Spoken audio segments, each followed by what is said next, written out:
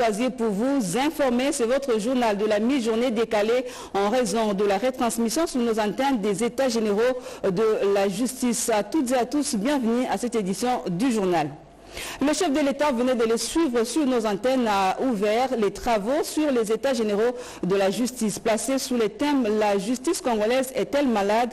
Quelle thérapie pour la guérir ?» Le but de ces assises est d'élaborer une nouvelle politique de réforme de la justice. Des questions de fond qui touchent notamment aux réformes constitutionnelles et légales seront également évoquées. Nous y reviendrons avec détails dans nos prochaines éditions. Le chef de l'État, Félix-Antoine Tshisekedi Tshilombo, a reçu hier à la Cité de l'Union africaine le premier envoyé spécial de l'Union africaine en charge de la prévention du génocide et des atrocités de masse. La situation sécuritaire dans l'est du pays était au centre de cette rencontre.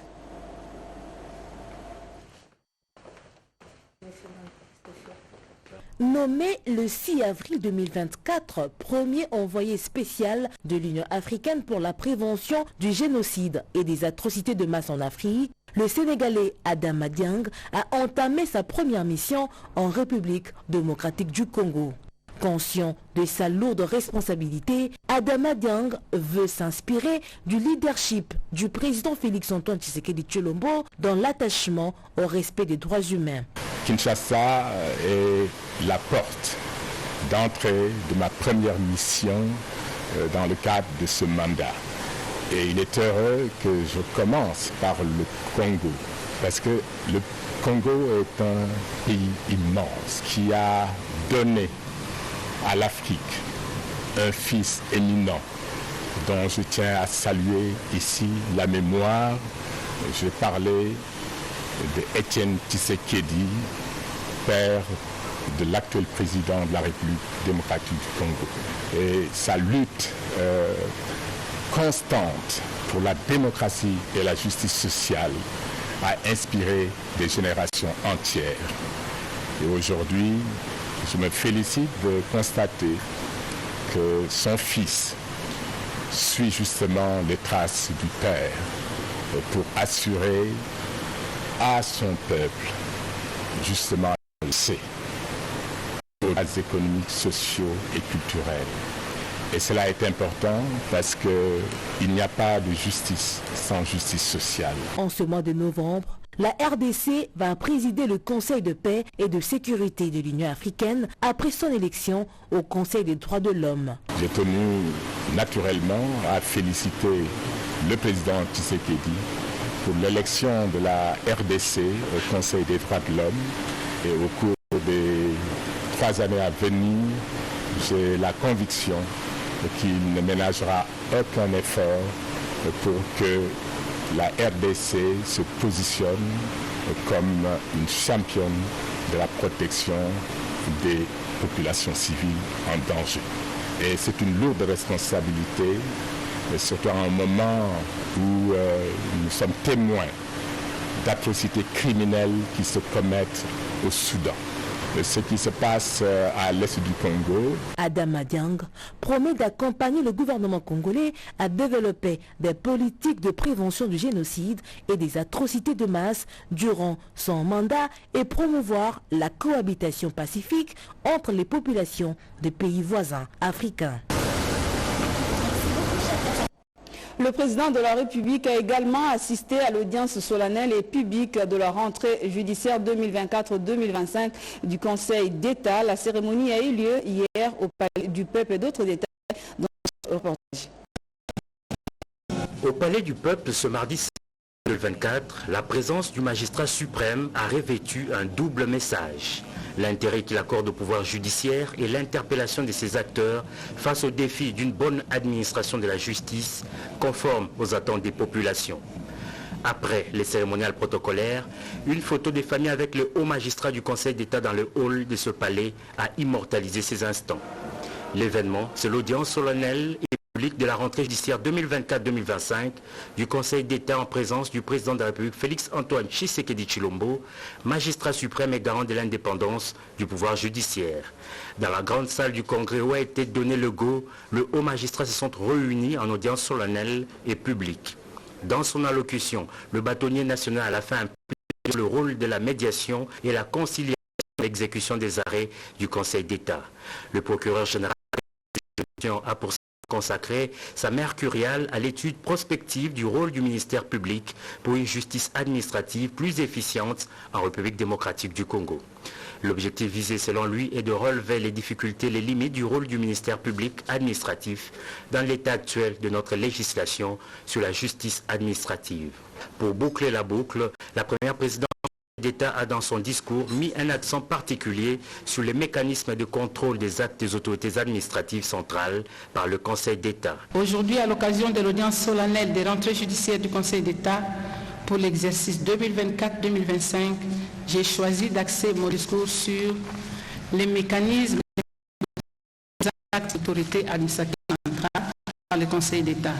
Pour satisfaire l'intérêt général, l'administration utilise entre autres les actes administratifs.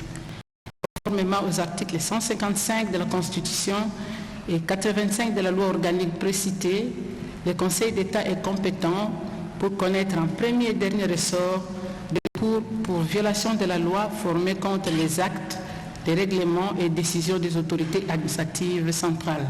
Le Conseil d'État est la plus haute juridiction de l'ordre administratif en RDC. Il dispose ainsi du pouvoir général des dispositions, des gestions, des surveillances, d'inspection et des rapportages de l'ensemble des juridictions de l'ordre administratif. En dehors de nos frontières, après une campagne des plus tumultueuses, les swing State Pennsylvanie, Georgie envoie pour sa deuxième fois Donald Trump au bureau ovale au premier mardi du mois de novembre pour une soirée électorale qui a gardé tout son suspense. Kamala Harris, son challenger, n'a pas réussi à convaincre le peuple américain. Trump présidera ainsi aux destinées des États-Unis d'Amérique les 4 prochaines années. Ses promesses à l'économie et à la politique étrangère seront mises à exécution. Quelques Congolais interrogés avant même la fin de ces élections donnaient Donald Trump vainqueur. Ils sont au micro d'Oscar Mbalkaïj. On les écoute.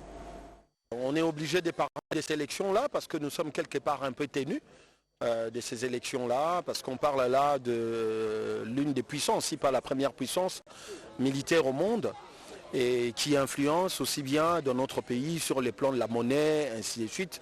La vocation de la politique étrangère prônée par le président Trump, elle est un peu différente que celle prônée par les démocrates. Aujourd'hui, la guerre de l'Ukraine, elle a des effets au niveau africain et au niveau de notre pays. Et je pense que l'arrivée de Donald Trump va normalement pouvoir mettre fin à cette guerre dans la mesure où il a déjà même annoncé. Donald Trump a prouvé à suffisance que son programme mérite une approbation massive du peuple américain. Et il a été pertinent, il a capté nos esprits pendant ces débats contradictoires. Et donc, je le soutiens. Il m'est arrivé de suivre quelques-unes de ces interviews. Je me rends compte qu'il y a certaines valeurs qui sont très bonnes. Je n'ai pas très bien suivi Kamala. Je trouve qu'elle mériterait aussi, mais peut-être qu'il faut un peu plus de chemin pour elle. Je ne la trouve pas si prête que ça. Oui, je suis très contente. C'est toujours un plaisir.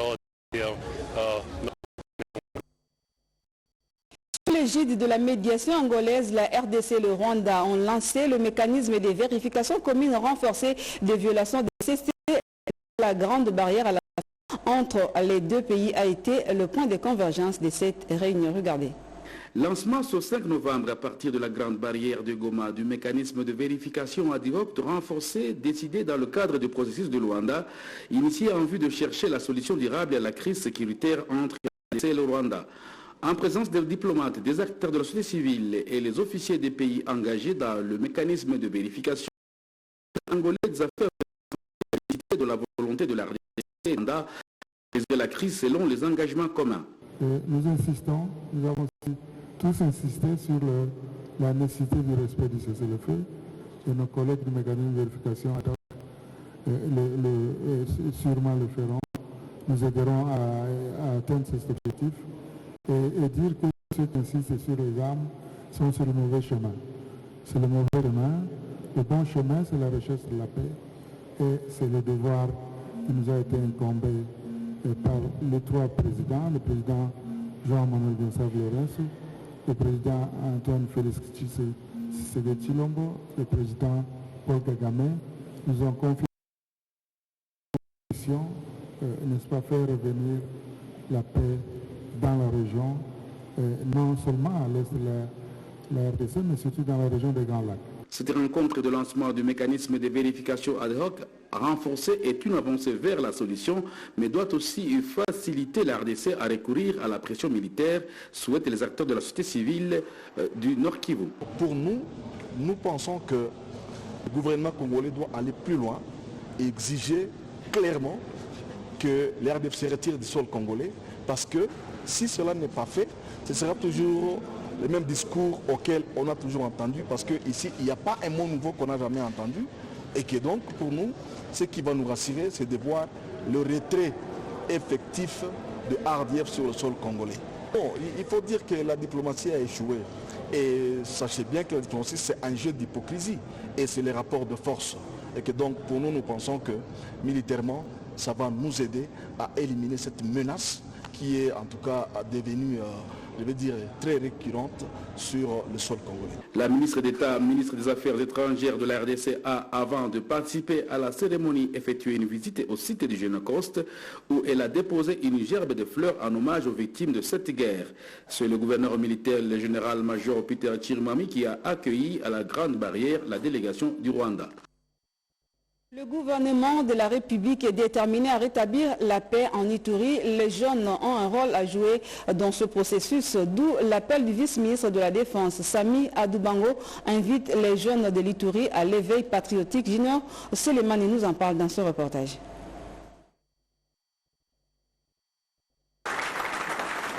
Dans une salle pleine comme NF, le vice-ministre de la Défense nationale et des anciens combattants s'est adressé aux jeunes Ituriens à cœur ouvert, les invita à faire échec au plan de balkanisation pour déstabiliser la RDC à travers l'M23 appuyé par les Rwandais. À cette période de grands défis sécuritaires, la République démocratique du Congo a plus que jamais besoin de notre énergie, de votre patriotisme et de votre unité. Je vous invite à être le véritable gardien de notre province. Ne permettons pas que la province de l'Ituri soit la porte d'entrée de Siekaga. Elles ne sont pas des cornets. L'honorable Sami Adoubango Aouto a réitéré également la détermination du gouvernement de la République à mettre fin à l'insécurité, préoccupation majeure du commandant suprême des forces armées, Félix Antoine Tshisekedi Tshilombo. Je vous encourage aujourd'hui à soutenir avec conviction le président de la République ainsi que nos forces armées de la République démocratique du Congo. La RDC a besoin de vous. Le président Félix a besoin de vous. N'allez pas dans les groupes armés communautaires. Aimez votre province. Aimez les autorités établies par la République. Défendez et construisez notre belle patrie pour la génération de nous. Notons que l'honorable Sami Adoubango Aouto, en sa qualité de député national et notable iturien, s'est toujours engagé et démarqué dans sa lutte contre l'envahissement de notre pays par les ennemis de la paix. Ce message d'éveil patriotique a été relayé aux jeunes de cette province de l'Ituri par le gouverneur militaire Johnny Nkashamaluboya, s'insurge contre la présence de plusieurs centres d'entraînement de groupes armés à travers certains territoires.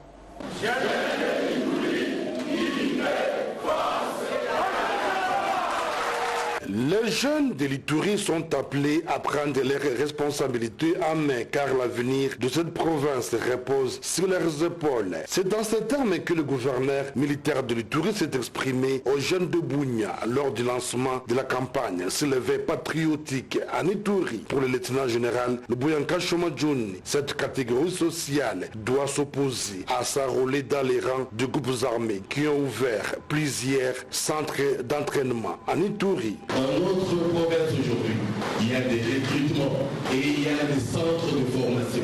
Et toute cette jeunesse qui est présente ici le sait. Si cette jeunesse ne le sait pas, voilà une occasion pour qu'elle soit informée. Il y a des centres d'instruction à Bini, à Boua, il y a des centres d'instruction vers Arou, à la frontière. Et tout cela pour faire quoi? pour permettre aux étrangers de venir s'accaparer de notre chère province.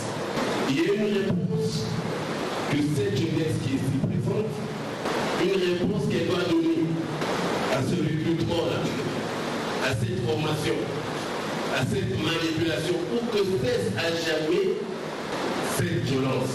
Et cette réponse est bien trouvée. Elle est bien trouvée parce qu'aujourd'hui, on va parler du patriotisme.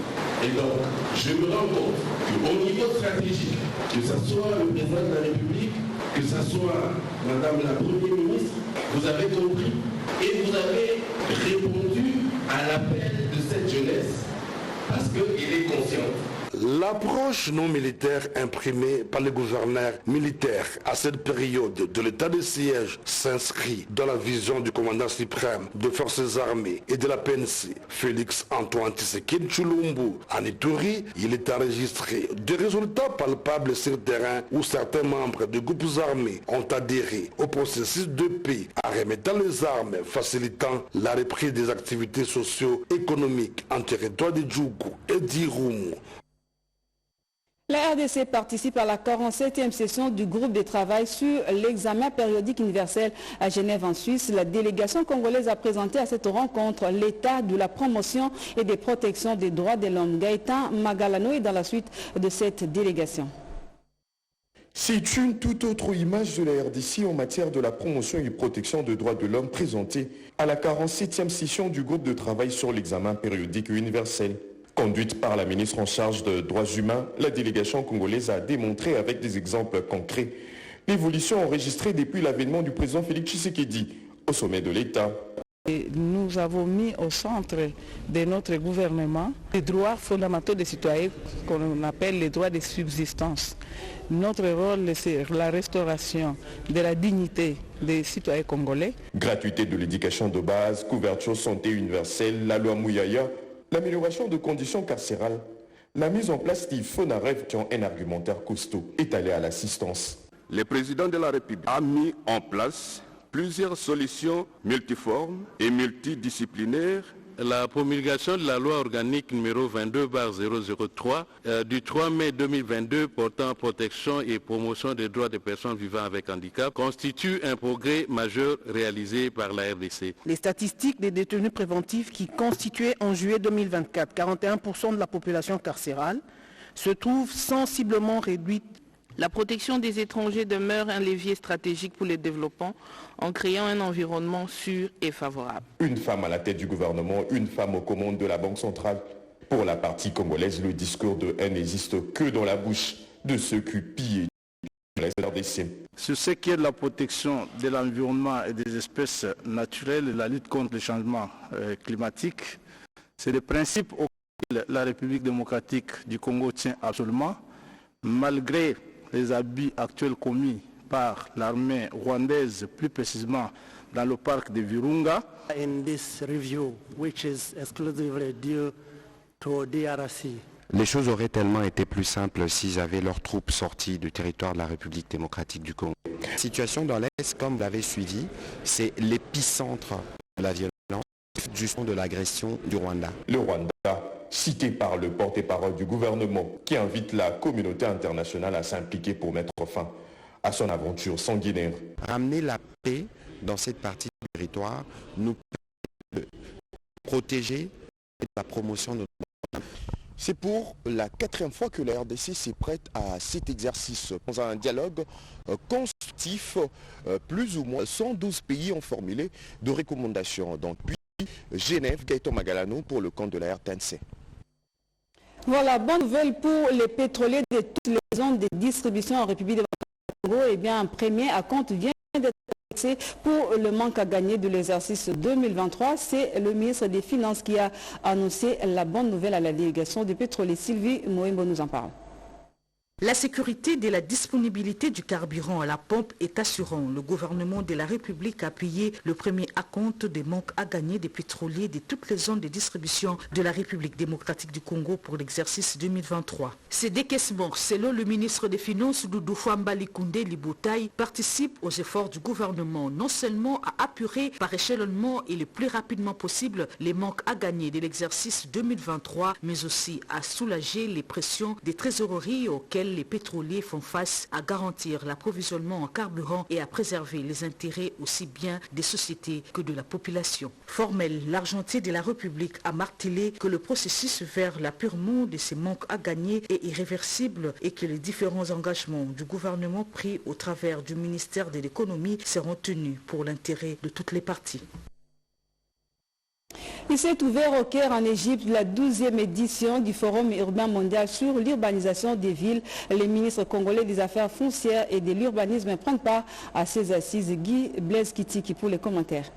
Le Forum urbain mondial qui se tient au Caire en Égypte, où la délégation congolaise participe avec la ministre d'État, ministre des Affaires foncières Akasia Bandou Bolambongo, les ministres de l'urbanisme et habitat Crispin Badou et quelques députés nationaux. Peu avant la tenue de ces assises, les officiels de la République démocratique du Congo ont visité la représentation diplomatique en Égypte. Le tour du patron a permis de voir les conditions de travail de nos diplomates au Caire. Il s'en est suivi une séance de travail avec le personnel de l'ambassade de la République démocratique du Congo. Ces assises ont été rehaussées de la présence du président de la République arabe d'Égypte, Abdel Fattah al-Sisi, qui a souhaité la bienvenue à toutes les délégations.